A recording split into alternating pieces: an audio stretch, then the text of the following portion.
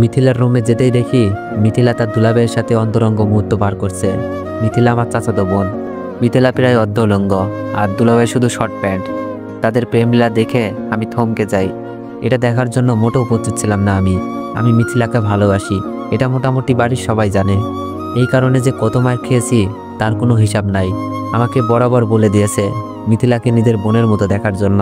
আমি মিথিলাকে এমন অবস্থায় দেখে নিজের চোখকে বিশ্বাস করতে পারছিলাম না। ছি ছি মিথিলা, এইসব কি দেখছি? আর দুলাভাই আপনি কি করে পারলেন এটা করতে? আমার আওয়াজ শুনে যেন ওদের মাথায় আকাশ ভেঙে পড়ছে। দুলাভাই বলল, অনিক প্লিজ কাউকে বইল না, কাউকে বললে আমাদের মান সম্মান থাকবে না। উনি সুমি আপুর স্বামী, দেখতে স্মার্ট আর অনেক বড় চাকরি করে। সুমি আপু হলো মিথিলার বড় বোন।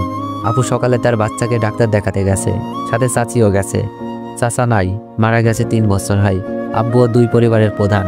আব্বু ও চাচা মিলে এরকম 2টা 2তলা বাড়ি করে। সুমি আপুর বিয়ে হয়েছে 2 বছর, একটা 6 মাসের মেয়ে বাচ্চাও আছে। আপুকে আব্বুই বিয়ে দেয়। বিয়েটা পারিবারিকভাবেই হয়। দুলাভাই আমার হীরের টুকরা, বাড়ির সবাই জানে, কিন্তু তার চরিত্র যে এত খারাপ আমি নিজেও ভাবতে পারছি না। আর মিথিলা এটা কিভাবে করলো? মিথিলার মতো ভদ্র মেয়ে 3 গ্রাম খুঁজেও পাওয়া যাবে না। মিথিলার সৌন্দর্য পরিবারের লোকজন ছাড়া বাইরের কেউ দেখে নাই। হাত মোজা, পাও মোজা, বোরকা পরে পর্দার সাথে সবসময় চলাচল করে, কিন্তু আজ সেই মিথিলার একই হাল দেখছি। চুপ করেন আপনি, লজ্জা করে না? আবার কথা বলেন। আর মিথিলা, তুই না পর্দা করিস, কোনো পরপুরুষের সামনে যাস না, এই তোর পর্দার আড়ালের চেহারা? আমার কথা শুনে মিথিলা কিচ্ছু বলছে না, নিজেকে ঢেকে শুধু কেঁদেই যাচ্ছে। তোর জন্য তো পুরো পদ্মাশীল নারীর সম্মান নষ্ট হলো। কি দরকার ছিল পর্দা করার? পতিতা পল্লীতে গেলেই তো পারতিস। এই মিথিলাকে যখন আমি বলতাম, মিথিলা আমি তোকে ভালোবাসি, তোর জন্য সব করতে পারবো, তখন মিথিলা আমার চরিত্র নিয়ে কথা বলতো আর আব্বুকে বলে আমাকে মার খাওয়াইতো। মিথিলা কান্না করতে করতে বলল, অনিক কাউকে বলিস না প্লিজ। মিথিলা, আমি যখন তোকে ভালোবাসি বলতাম, তুই আমার চরিত্র নিয়ে কথা বলতি, আব্বুর কাছে মার খাওয়াইতি। আজ তোর আসল রূপটা দেখুক সবাই। আর দুলা ভাই, আপনাকে আর কি বলবো। আমি রুম থেকে বের হয়ে যাচ্ছিলাম, ওদেরকে যতই বলি রূপ দেখিয়ে দিব, কিন্তু সুমি আপুর সংসারটা কি হবে? আর একটা 6 মাসের মেয়েও আছে তাদের। আর মিথিলা তো আমার চাচাতো বোনও, যাকে আমি ভালোবাসি, তার সম্মান কি করে নষ্ট করি? দুলাভাই মাথা নিচু করে বসে আছে। আমি বললাম, দুলাভাই আপনি এখন এখানে বসে আছেন? আমার কথা শুনে দুলাভাই রুম থেকে বেরিয়ে যায়। আমি বললাম, মিথিলা অন্তত তোর কাছ থেকে এটা আশা করি নাই, কাজটা কিন্তু বেশি ভালো করিস নাই। বলেই যখন রুম থেকে বের হতে যাব, দেখি দরজা আটকানো। মিথিলা চিল্লাতে শুরু করে দিছে, অনিক আমাকে ছেড়ে দে প্লিজ, আমার এত বড় সর্বনাশ করিস না, আমি তোকে ভাইয়ের মতোই ভাবি। অনিক না প্লিজ। মিথিলার কাণ্ডে আমি বাকরুদ্ধ। সেই সুযোগে মিথিলা ভিতর থেকে দরজা আটকিয়ে দিছে। আমি কথা বলতে পারছি না, গলা দিয়ে আওয়াজও বের হচ্ছে না, মনে হচ্ছে হাত পা সব বেঁধে রেখেছে কেউ। অনিক তুই আমার এত বড় সর্বনাশ করিস না প্লিজ, আমি তোর পায়ে পড়ি। মিথিলা তার কাপড় চোপড় ছিঁড়তে লাগলো, প্রায় অনেক অংশ ছিঁড়ে ফেলছে। আমি অনেক কষ্টে মুখ থেকে বের করলাম, মিথিলা কি হচ্ছে এইসব? মিথিলা অনেক জোরে চিল্লাচার বলছে, কেউ বাঁচাও, অনিক প্লিজ ছেড়ে দে, আমি যেখানে ছিলাম সেখানেই দাঁড়িয়ে আছি। মিথিলার এমন কাণ্ডে শরীরের শক্তি হারিয়ে ফেলেছি। বাইর থেকে দরজা ধাক্কাতে লাগছে দুলাভাই, আর দরজা খোলার জন্য চিল্লাতে লাগলো। দুলাভাইয়ের চিল্লানি শুনে আব্বু আম্মু ভাইয়া ভাবি সবাই মনে হয় চলে এসেছে। জোরে দরজা ধাক্কাতে ধাক্কাতে দরজা ভেঙে ফেলে সবাই। দরজা খুলতেই মিথিলা আব্বুর পেছনে গিয়ে লুকাই। মিথিলার কাপড় চোপড় ছেঁড়া দেখে আন্দাজ করে ফেলে মিথিলার সাথে খারাপ কিছু হতে যাচ্ছিল। মিথিলা নাকা কান্না করছে। মিথিলাকে ভাবি আগলে নাই, আর সবাই আমার দিকে অগ্নিচক্ষু দেখাতে লাগলো। আব্বু আমার সামনে এসেই ঠাস ঠাস করে কয়েকটা চর বসিয়ে দেয়। ভাইয়া এসেও অনেকটা চর মেরেছে। আমি কিছু বলতে যাব, সেই সুযোগ নাই, সবকিছু এত দ্রুত হচ্ছিল। মিথিলা, অনেকটা তোমাকে কলেজে যাওয়ার জন্য ডাকতে এসেছিল, তোমাকে এত খারাপ অবস্থা দেখা যাচ্ছে কেন? অনেক কি তোমার সাথে কিছু করেছে? ভাবি হয়তো বিশ্বাস করতে পারছে না আমার মতো ছেলে এমন একটা কাজ করবে। মিথিলা ভাবিকে জড়িয়ে ধরে নেকা কান্না করছে আর বলছে, ভাবি আমি শুয়েছিলাম, অনেক এসে আমাকে একা পেয়ে আগের মতো ভালোবাসার প্রস্তাব দেয়।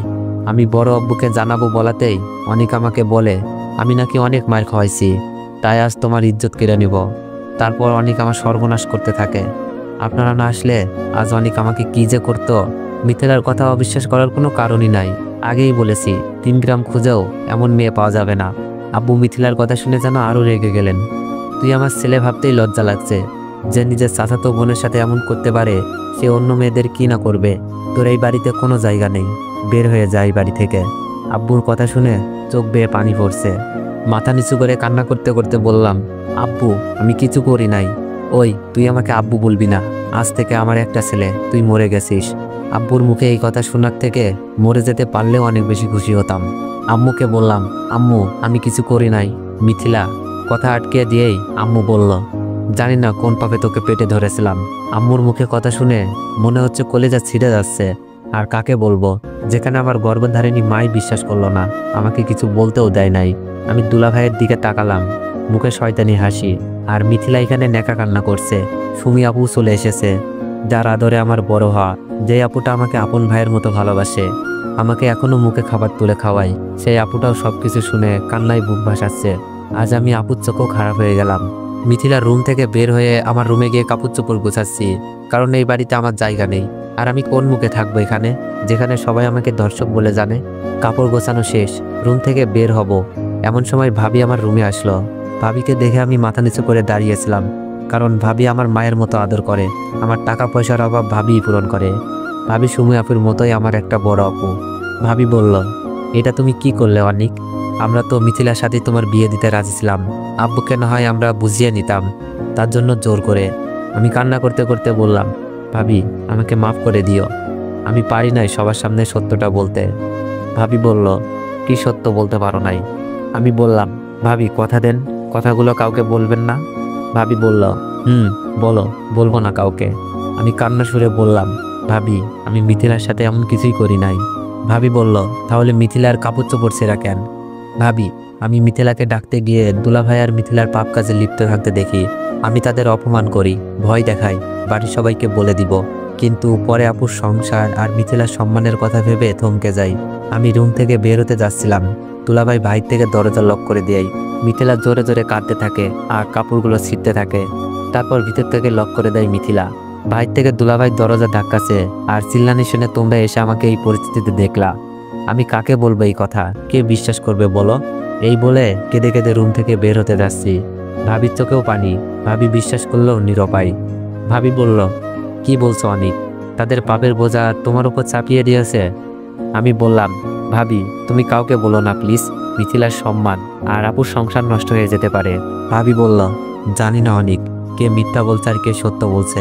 মিথিলা আর সুমিত জামাইয়ের তো এমন কোনো বাজে লক্ষণ দেখিনি। ভাবি তুমি আমাকে বিশ্বাস করছো না? তাহলে এটা দেখো, আমি সুযোগে সবকিছু ভিডিও করে রেখেছিলাম। ভেবেছিলাম কাউকে দেখাবো না, কিন্তু পরিবারের সবচেয়ে প্রিয় মানুষটার চোখে নিজেকে খারাপ বানাতে পারি নাই। ভাবি মোবাইল নিয়ে যেতে চাই।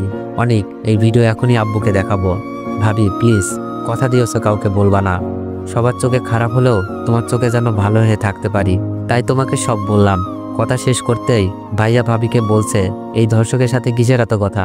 ভাবির চোখ দিয়ে অনবরত পানি পড়ছে। ভাবি আমার হাতে অনেকগুলো টাকা দিয়ে বলে, টাকার দরকার পড়লে যেন আমাকে জানাই। ভাবির চোখ মুছে আমার রুম থেকে বের হয়, কিন্তু আমার চোখের পানি জোড়ায় না। রুমটার প্রতি মায়া লাগছিল। আব্বুর পায়ে একবার সালাম করতে মন চাচ্ছিল, কিন্তু সেই সাহস আজ আমার নেই। সবাই আমার চলে যাওয়া দেখছে। ভাবি সবার চোখের আড়ালে বারবার চোখ মুছছে। 12টার বাসে রওনা দিলাম ঢাকার উদ্দেশ্যে। সো এভরিওয়ান, তোমরা যদি গল্পটি কন্টিনিউ করাতে চাও তাহলে একটু বেশি বেশি কপি লিঙ্ক করে দিও আর একটু বেশি বেশি কমেন্ট করে দিও। ধন্যবাদ।